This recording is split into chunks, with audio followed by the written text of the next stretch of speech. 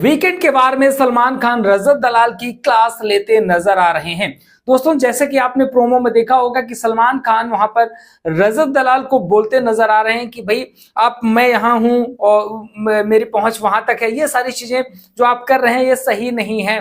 Actually में हुआ क्या था कि रजत दलाल का करणवीर के साथ कुछ पंगा हुआ था और वहां पर करण ने वहां पर बोला था वहां पर रजत ने कि चल मैं तुझे बताता हूं, मैं तुझे सबक सिखा दूंगा, तुझे दिखा दूंगा, ये सारी चीजें बोलते हैं।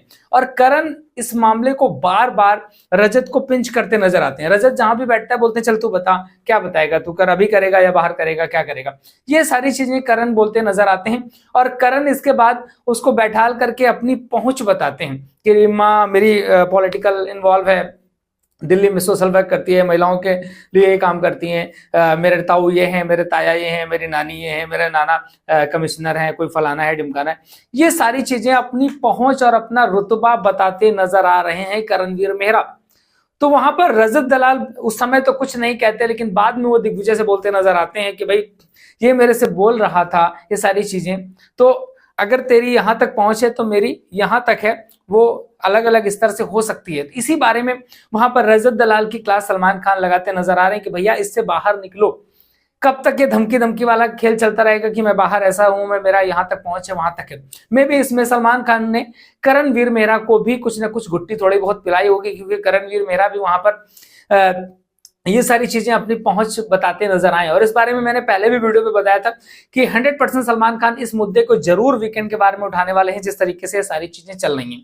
लेकिन जो प्रोमो में दिखाया गया है और आज वीकेंड के बारे में ये होने वाला है कि सलमान खान वहां पर रजत दलाल को डांटते हुए लेकिन दिखाई दे गए हैं, लेकिन वो समझाते हुए नजर आते हैं। वो रजत को समझाना चाहते हैं कि भाई अभी तक जो था वो था, लेकिन इस शो से बाहर जाने के बाद आपकी लाइफ चेंज हो जाएगी, आप कुछ बदल जाओगे। और ये पहले भी सलमान कम से कम 2 से 3 बार रजत को समझा चुके हैं कि भाई ये गुस्सा मत करो, झगड़ा मत करो, और जिस तरीके से आप करते हो कि मैं बाहर देख लूंगा, मैं कर लूंगा, क्या मारपीट से सब कुछ नहीं होने वाला।